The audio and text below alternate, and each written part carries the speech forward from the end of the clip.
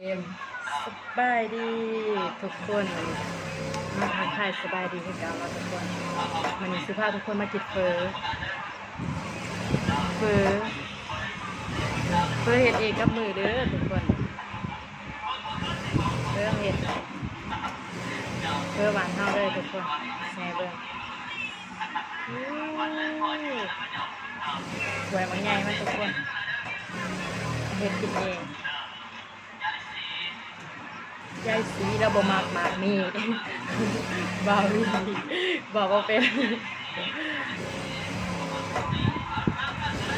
มาทุกคนมากินน้ำกันเลยเนี่ยมาเอาเส้นอยู่ไหนมั้ยมันมาน้ำปูเส้นจะได้ยังไงเลยมันมีอะไรยินเด็กนะนี่น้องเขาก็เอากระดูกหมูได้เห็ดเองกับมือเห็ดเองเห็ดแต่เมื่อคืนคนคือแต่มากินมันเห็ดไว้แต่ตัวเองไม่ได้กินเห็ดให้เลยน้องซัพพอร์ตมาทุกคนมาเลยแซ่บๆนี่กันแตกงานไป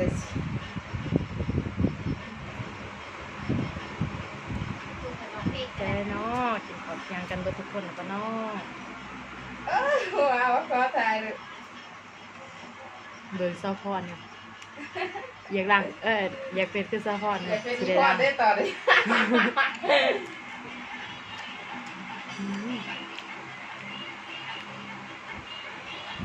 มีแต่ผู้ว้าวน่าใส่สีนะทุกคนมาเห็น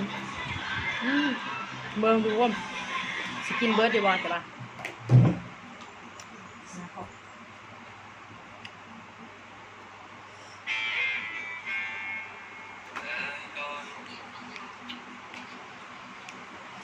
หารประจำหานั่นด้วยในตลาดในตลาดเคยหวานน้างามๆเราก็บหวานกันนั้นเนาะแต่ว่าเรางามไปตลาดพอดนะ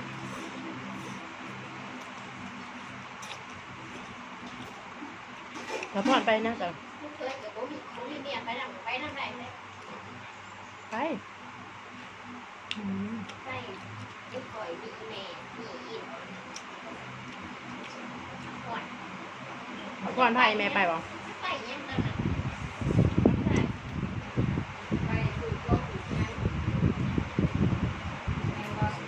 ไปเบิ่งรถ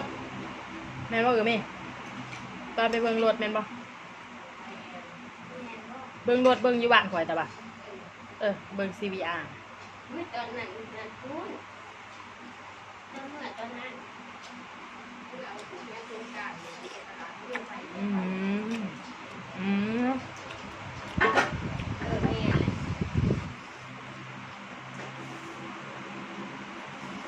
อยู่บ้านเฮาบ่มีน้ำตกบ้านเฮาเนาะ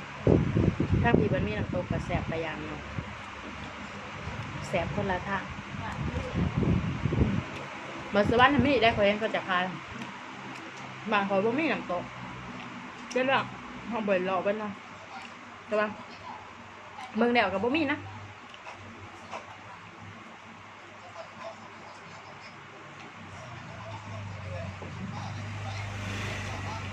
เขาเสียนี่ว่าเราเนี่ยบางคนเข้ามาเขากับจะเอามาพริกคุยกับอันนั้นคุยกับพี่นะแต่เอาบุคคลมาขนาด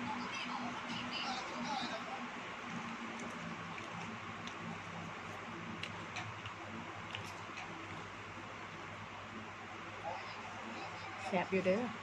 สาวซาคิดเอง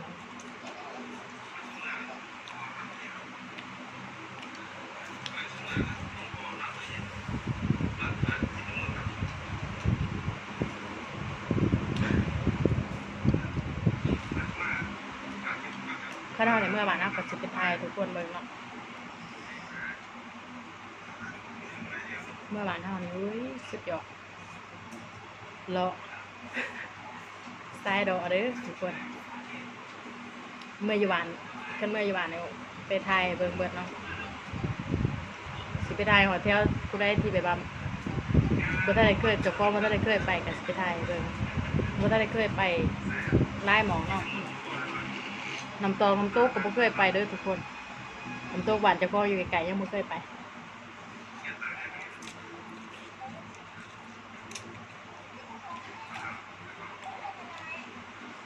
บ่ค่อยเลยไปใช้ตะกี้เฮ็ดงานอยู่เซ่เฮ็ดอยู่หาอาหารเนาะ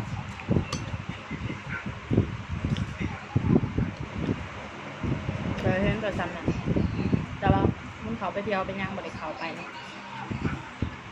ถ้าเรามาตลาดย่างสิเฮาก็เราไปเที่ยวตลาดซื่อ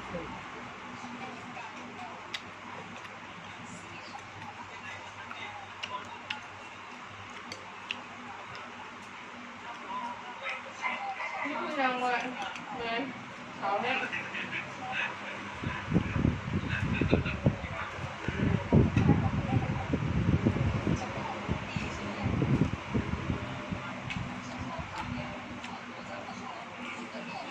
เด้อ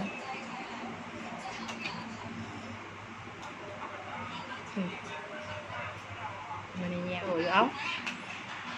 าจะลงใน YouTube เลยเนาะ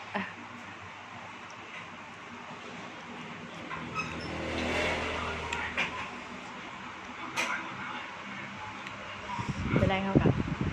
ไปกันเลยทุกคนเดี๋ยว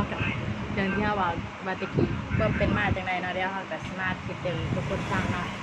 ว่าชีวิตตะกี้ชีวิตก่อนขึ้นมากรุงเทพแล้วก็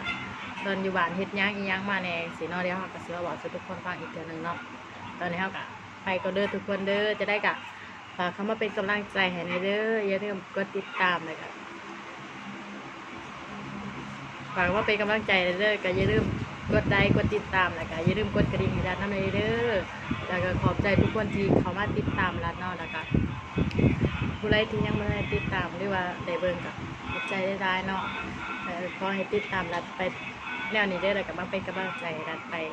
ให้เด้อเพื่อให้เฮ็ดคลิปใหม่ๆเนาะอาจสิได้อันนี้ตอนนี้เฮายังแบบว่าเฮาเลยอยู่แต่แบบนี้เฮาอาจสิบ่ได้ถ่ายอิหยังหลากหลายเนาะแต่คันได้เมื่อวานอิหยังสิมีเฮาเลยเมื่ออยู่บ้านอิหยังสิเฮาก็อาจสิได้ถ่ายได้เห็นอิหยังได้มุมได้อย่างเนาะธรรมชาติบ้านเฮาเนาะตอนนี้เฮาก็อำลาพระจากทุกคนไปเด้อสบายดีเด้อทุกคน